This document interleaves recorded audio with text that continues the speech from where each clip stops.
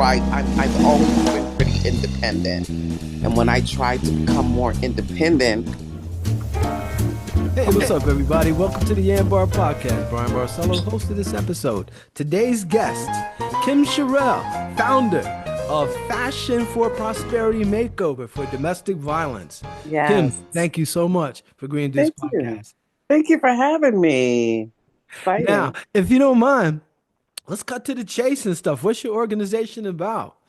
Okay. I started it in 2014. I had went through a very bad domestic violence relationship.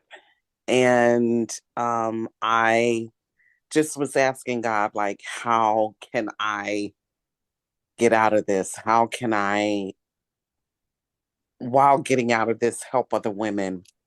So I saw that Chris Rock's wife, she started Dress for Success, which is, they give clothing and business suits and stuff like that, but I don't recall if she's done makeovers. So my thing was is that I wanted to do makeovers on women that were in my same situation because that's what helped me.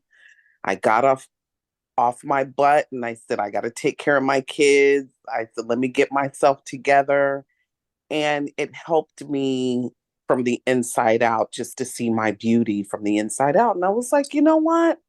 If this is going to help me, I know this is going to help other women. So I started in 2014 to, I approached domestic violence shelters. I approached rehab centers that had women um, in involved, and they really never had an incentive program like mine. So mine was, when these women completed their therapy or completed whatever they needed to complete it with flying colors, then I would come in and do their makeovers, give them gift bags to go home with, two new outfits from head to toe, including jewelry, makeup, everything. And it really changed lives. So I'm happy to say that I'm ready to get it back in gear again. Mm. So, So the makeovers, it's not just say clothing wise, you're talking about inside also. I mean, that yes. seems like an important aspect. Could you touch on more about that? How you actually go about conducting makeovers, and who are these people that come to you? How do they find you?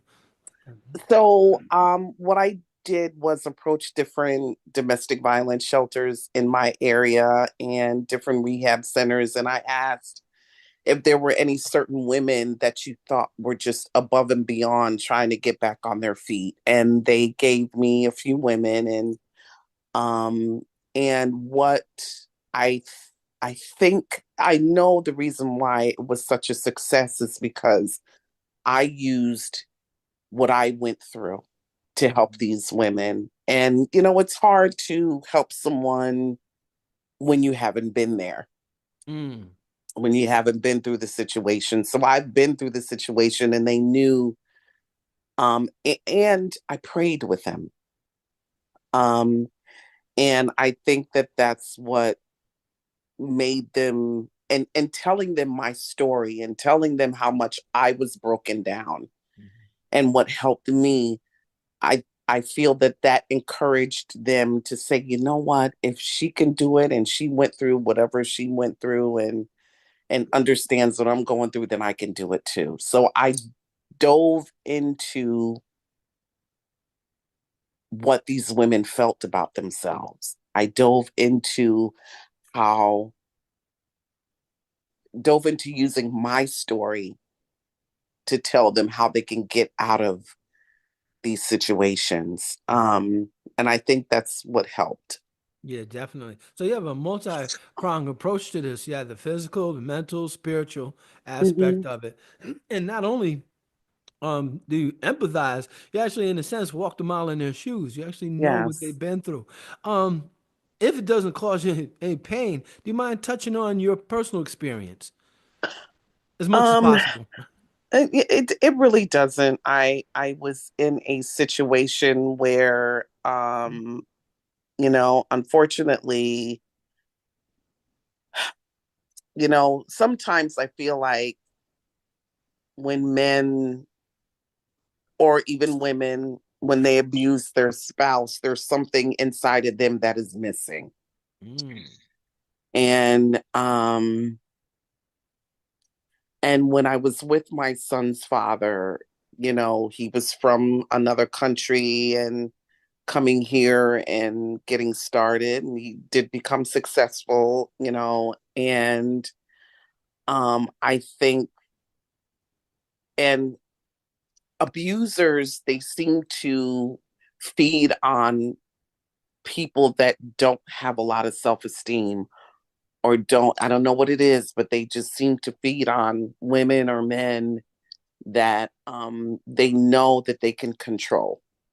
And so when I met my ex-husband, I was in a situation that I didn't want to be in, and I felt that he was my rescuer.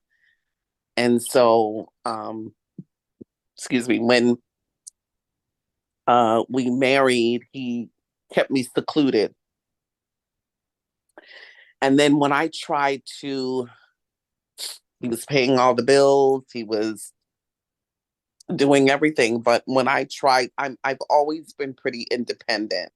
And when I tried to become more independent, got my own job, I got a job as an administrative assistant, making just about as much money as he made. There was this insecurity. Mm. And then when I started going out and stuff like that, then there was this insecurity. Oh, you're not this and you're not that. You're not capable of doing this. What do you think you're going out for? Who do you think you're going out? These type of things that make you question yourself. Mm. And so when I started sticking up to him, that's when the hitting start. That's when don't talk back. Who do you think you're talking to? And um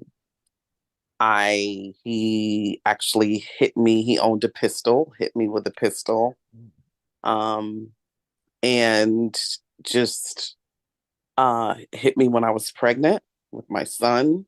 Mm. Um and it was very emotionally and physically exhausting.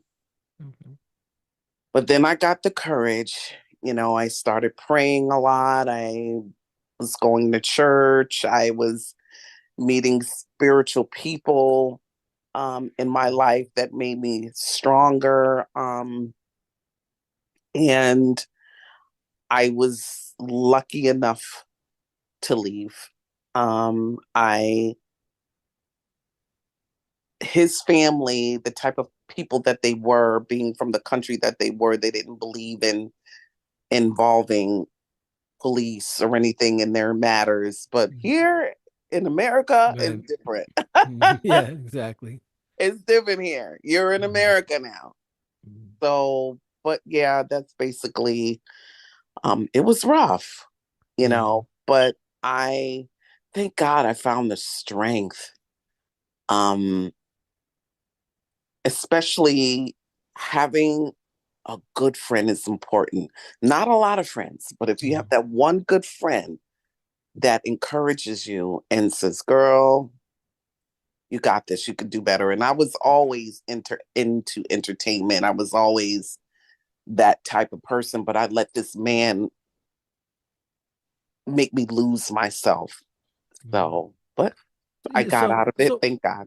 so what was the straw that broke the camel's back? When did you say enough is enough? What caused you to like rebel, so to speak? I Was there a moment that did that? Yes, my child. When my child was seeing it, my son was seeing it. I said I had to get out of this. I don't Mhm. want my son growing up to know that this is okay. Yeah. Mhm. It's, Now, did you have anyone to help you along your journey, like the services that you're offering other people? Did you have anyone like that for you to help you along the way on your journey, so to speak? I actually didn't. Ah. I didn't. I didn't have anyone. Um, I think it was just my kids. It was just knowing that I got to protect my children Hmm. and um that fire in me. I'm an Aries, so I got a lot of fire in me. Hmm. So it was that fire, and it was prayer, and it was Hmm. going to church, and it was being around, seeing women, positive women, women, the church that I went to, women dressed to the nines with beautiful hats, Hmm. and I was like, oh my gosh, I love it.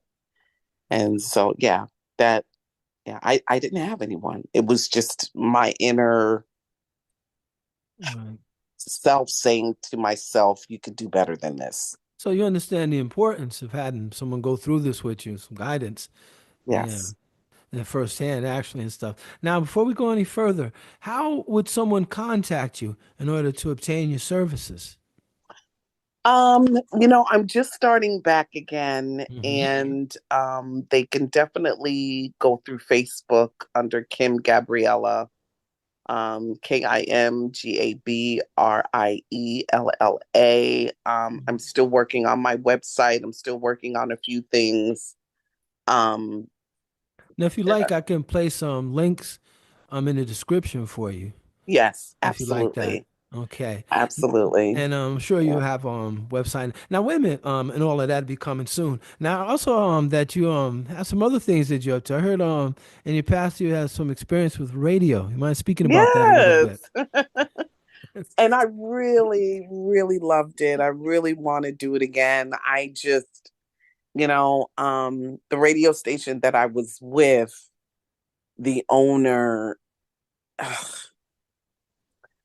just wanted me to be another Oprah. And I'm not Oprah. I'm Kim Sherrele. That's who I Right. am. But the radio station was 98.7 Kiss FM, New Hmm. Legend. And we played a lot of Motown. We played a lot of old school music. I Hmm. interviewed Engelbert Humperdink Oh no and way! Frankie Valli. Love Frankie. Love Frankie. One of my favorites. Yeah. They were amazing. Engelbert Humperdink, he was so wonderful to me because I was so nervous interviewing him. I don't Mhm. know why. Maybe because my grandmother loved him and Right. years ago, but I was just so nervous with him, and he was so just wonderful with me because he was like, you know what, you're gonna go far in this business, but unfortunately, Mhm. the radio station shut down, and but Oh, Kiss did shut down. yes, Kiss of it used to be WDCD. Uh-huh. That was a religious station, and that was in Latham, New York. And Mhm. so yeah, it's all Yeah. shut I, down yeah, now. remember when BLS used to be at war with the about wipe that lipstick off your radio. I don't know if you remember those days. Yeah, BLS is there's that friendly competition between those two. Now, you have another project, busy person, Yes. um, clothing, and I Yes. think that's related. Would you speak about that some? Well, I I'm still working on that website too, but I decided to come up with um a clothing boutique called Naaki Fashion and Designs. And Naaki is my daughter's middle name, her, and it means princess in Ghanaian. She's gone. Mhm. I'm sure I'm not pronouncing it right. Her father can pronounce it well, but and what I do is sell beautiful African clothing. I actually have these earrings Oh wow, very available. nice. Um, and um it's like a fair trade, so money does go back to different countries in Africa. Well, Africa is a country, but different, The countries, yeah, and you know what? in the African community. This is a great idea. You're right because people can use. to help over there financial, and Mhm. they make wonderful things, and people over here can. That's great. That's a great Yes. connection. How'd you come up with the idea? Well, everything that I do, I try to give back Mhm. um in every type of way. That's my tithing. You're supposed to give back. Mhm. And that's, I made sure that I tried to find a wholesaler that gives back to people that make this beautiful jewelry and make this beautiful clothing and the beauty products and everything that I sell. And I go to different events to sell these products so it can fund my organization. So I really won't have to go out there to get a 501(c)(3) or anything like that. But I actually am going to try to get a I was 501(c)(3). going to suggest that. Um, Yeah. it's a lot of hard work. If there's anybody out there that can help me get a 501(c)(3), Mhm. that'll be great. I thought about umbrellaing. Is that how you say it? Close Under enough. someone, being Yeah. underneath someone else's Right. organization. So I won't have to go through the 501(c)(3). Mhm. But I'm trying to find that too. But yeah, my it's in the works. Mhm. And um the clothing is gorgeous. And um if you're looking for kente cloth, if you're looking for different, there's the baskets, the Mhm. gorgeous baskets, artwork that I sell. Mhm. Like I said, beauty products, um, men's clothing, children's Okay, so clothing. you got stuff for guys too. That's Yes, I cool. All do. right. Okay, that's great. And check this out. You're speaking about culture. And you're right about that. I recall hearing some stories about people from another country who came here to America, but they brought their ways with them. And I think it has something Mm, to do with marriages or something. And I mm, think the daughter was doing something that the family didn't approve of. And it got quite violent. I don't want to get too descriptive. But basically, what it was, they were saying, well, this is the way we do it in our country. And just mm. like you mentioned, well, you're not in a good country anymore. Yeah, We're in yeah. America, right? Now, I gotta so yeah, our cultural another thing I wanted to mention, when I was growing up, 60s, 70s, I'm sure you're probably familiar with black exploit films that was Yes, out back in those days. Yeah, and yes, they sent a really bad message to black men about how to deal with black women a lot of times. Now, yes. one of them was keeping your pimp hand strong. Mm, Yeah, this thing was ingrained into people's minds, and particularly men, and I guess women saw that too. Needless to say, they did us a disservice. absolutely. They did us a disservice teaching that kind of stuff. So it seems like with your help and just time, it seems like people are trying to get away from that and stuff. Yes. Maybe not enough, but still seems like the tides are turning on that type of behavior. Can you or do you have any advice or warning signs, perhaps? Anything that can help someone perhaps avoid that situation that you went through, terrible I situation you went through? I think if a man doesn't let you be who you want to be and let you be independent and try to keep you from your family, try to keep you from the outside world, that's a red sign. I mean that's a red flag. Um, you know, uh, uh, Anyone, a partner in your life, they want to see you succeed. They want to see you go to the next level. Hmm. They don't want to keep you from your family. Um, Yeah, you're right. They want everything that's best for you. They want yes, good things for you. Yeah. yes, and I that's a red flag. Hmm. That's definitely a red flag. Now, Um, here's the thing. You said you had mentioned, I think you mentioned police. I think you said something like where people try to keep that out, but you said in America we did things different. So mhm. eventually you had to get law involved, I Yes, imagine, and stuff. Now, yes. was that hard for you? Did that happen during perhaps an No, altercation? what Or happened was we uh were coming from a club.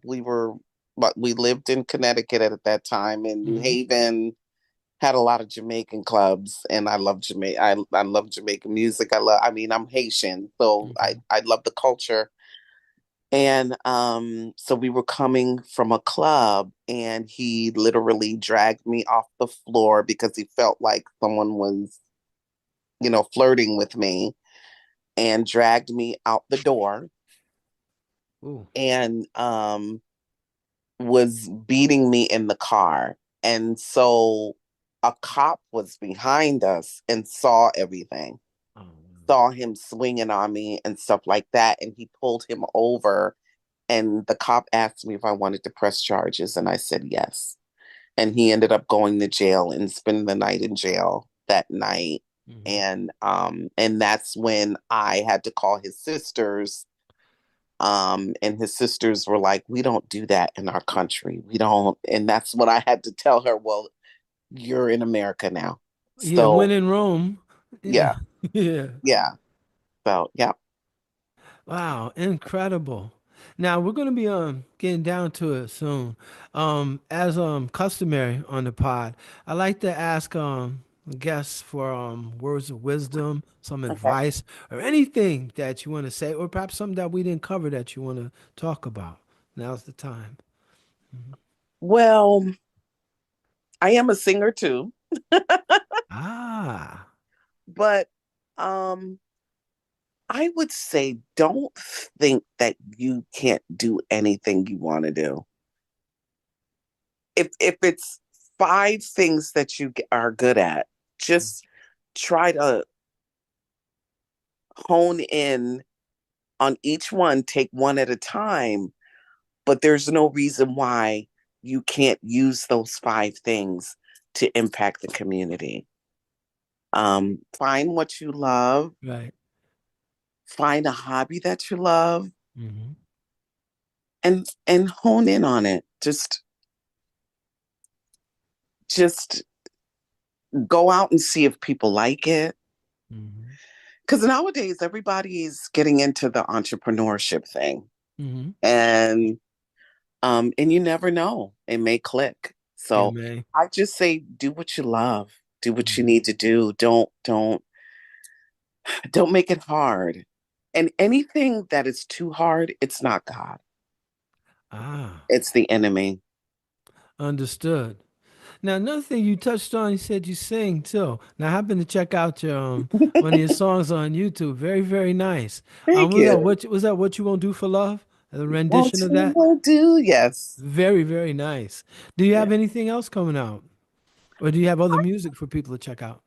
Don't at this moment. I'm so open to doing some music. I'm open to, you know, trying to get a CD together. You're never too old to do Oh, matter of anything. fact, So, I'm glad you mentioned. Just spoke with late last night. She's a drummer, and she oh, has events at her place, and one's coming up real soon. Matter of fact, I'll let you know about it. Maybe some you want to check out and stuff. It's okay, right in Albany, so I don't know where you cool. stay at and stuff, but I'm in yeah, I'll Lake let you George. know. Okay, yeah, I'll let you know and stuff because they're always Yeah. doing something. I forgot what they call it. I think called Music is Life, and every Ooh. I don't know once a month maybe a whole bunch of singers and musicians from the area they get there and just jam and connect and stuff. Oh, I like that. All right, I'll keep you in mind for that. Matter of fact, I'll send the information to you afterwards. Let me see. Anything else that we haven't touched on? I don't think so. I think we pretty much touched on everything with my crazy self all over the place. But Oh no, that's good. I found that from a lot of the interviews, and probably just through life, the same thing to be true. A lot of people are multi-talented. There's a yeah, lot of people multi-talented. Like they say they're doing, like yes. you said, they have a passion for this and that, and maybe curious about that, and they check that out. Hmm. So yeah, I'm glad you're doing that. So let's Yeah, see, you got your clothing thing going on, you got yes, helping out folks, yes, music, very, very yes. busy. Now, as far as getting back into radio, have you made any moves towards that? I haven't. I just started to, and my son, he's really good with all of this kind of stuff. So I'm thinking maybe I'll just start my own podcast or something and Exactly. I was thinking just, the same thing because you can do yeah, all that stuff live now. Terrestrial radio, you know how it is with that, kind of in the decline. But now yeah, online, internet radio is what's popping. So yeah, yeah, seriously consider that. And I check this will. out. Check this out, Ken. We got sign off. Let me say goodbye to the people out there. We Okay. got a few minutes left and stuff. All right, like I said, parting is such sweet sorrow. Once again, come to the Mm. end of another YanBar Podcast episode. As always, I'd like to remind you guys to check out our previous YanBar Podcast guests and to always remember that the YanBar Podcast is a place where you make it happen. Once again, my name is Brian Barcelo here with Kim Sherrele, founder of Fashion for Prosperity Yeah. Makeover for Domestic Violence. Kim, thank you so much for Thank you, joining us. Brian. This was great. Thank you. You're welcome. Peace, everybody. Till next time. Bye.